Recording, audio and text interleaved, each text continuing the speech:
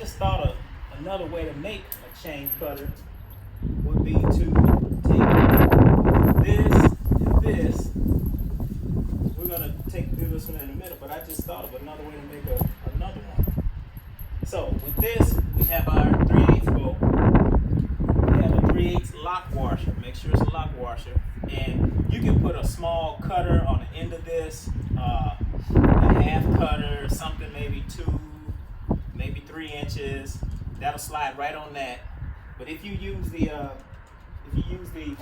cutter, make sure you slide a lock washer on it first, then slide the cutter. But we're not. So we're gonna just go there, put the lock washer on it, send it through the middle link, the one that we widen with the hammer. It's really easy.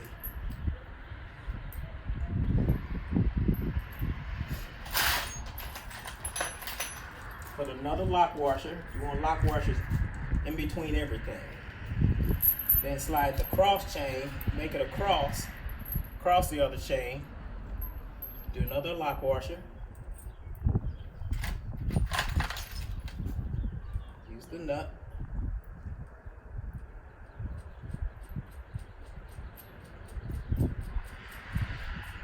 Now I'm telling you, this works just as good as anything else I've ever tried.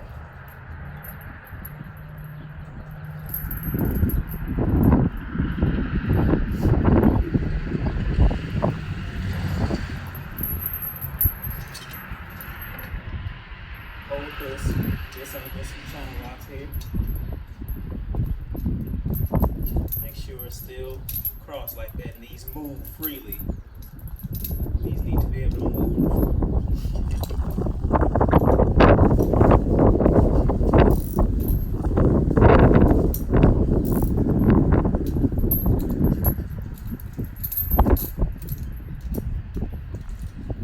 You just tighten it all down.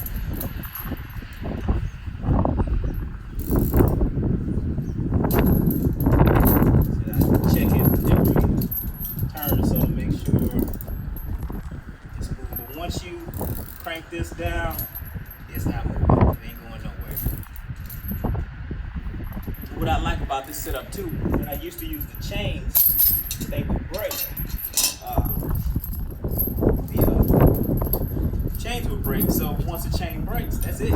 It's done. You gotta buy another one.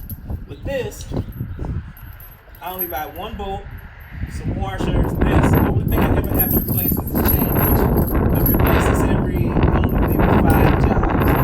But my whole system actually is less than $250 to build, and I charge $200 to use this. So first one, it almost pays for itself. Okay.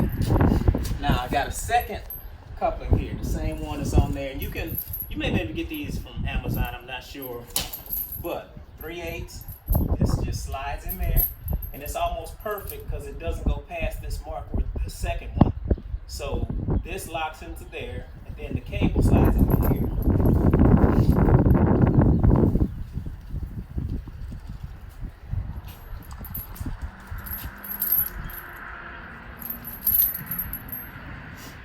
Tighten down the first two. And this has never come off, not once. Before every use, I tighten, make sure everything's tight, and you should do that anyway, even no matter what you have, what machine you're using.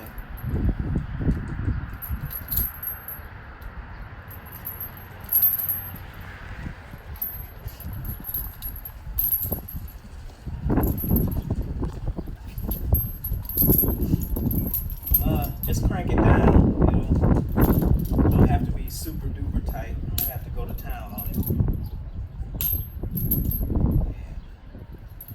Sometimes I will push this in all the way so you won't strip it. If you push it in all the way, you will not strip these set screws. If you don't, you take the set screws, and then when I first started doing this, that's what I used to do. So then I don't have to just buy a pack of set screws. It's just really easy. Okay. And we have a sharp bite. And the only reason I use a sharp bite, sometimes this, depending on which way you spin, this tends to back out and push up in front of this fence, which flares out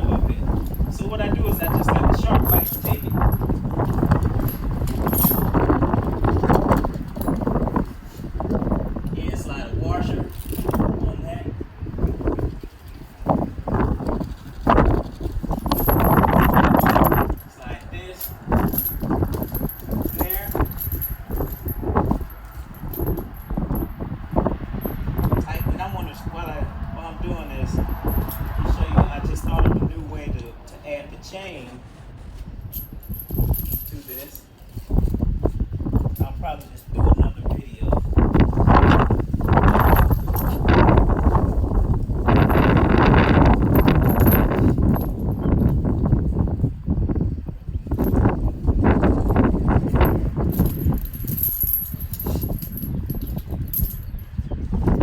And another thing I like about this is that sometimes you get into a really tough line, really heavy roots. But what will happen with this setup is this will break off before the line breaks. So I'd much rather have to replace the chain than replace the cable. And what I do is when I finish, if something does, happen to break off in there, I'll run a magnet on the tip of my camera, tape a magnet to it, and get all the little pieces. One run through it kind of picks up all the pieces, if there are any. It doesn't happen often, but I have had it happen when I had some really tough roots to go through. And another thing I used to do with this chain, which I found out it didn't really make a difference, is I would get a grinder and make rough the chain up a little bit by making little notches, but it didn't even matter. It still did exactly the same. I don't know if this will work. I don't have my other drill. It's in my van, but I'm going to put this on there and show you another thing when running this. Depending on how your cable is wound, when you run this,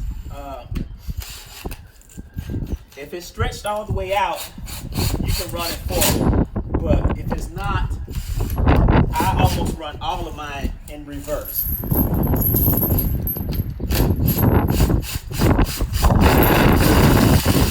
And of course, this is not advanced. This is just a regular 18-volt drill, but this is not the drill I use.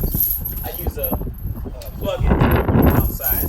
But I'm just showing you that that's it. And so you need to have the room to slide back and forth, but that's it. And it works as good as anything else. Anything I've tried that I bought, it works the same. It's just this drill isn't quite fast enough. That's it. That's how I put this together. Now I'll use this tomorrow. I'll probably use this four or 5 times a week. It has never let me down. A couple things. You need to keep this clean. So maybe once a week, take it out, wipe it off, clean it off, use your oil, Slick 50, whatever you're using, because it does get grime and dirt on the inside of this. And when it does do that, it tends to bind up on you. But as long as you keep this clean, like I said, I only have a loop here, but I'm spinning mine in reverse.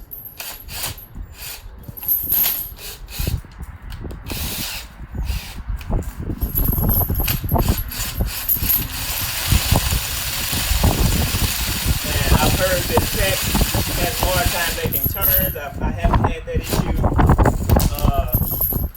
In the winter time, this kind of gets stiff, but they say you can also use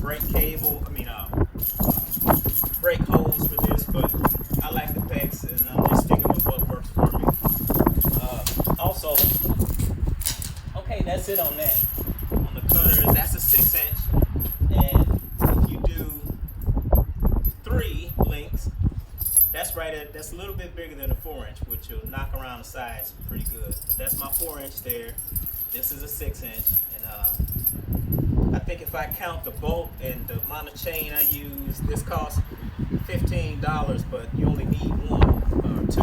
But you just reuse this. So each cutter is less than $10, and it lasts me, I don't know, depending on the job, 3 to 5 jobs I get out of this one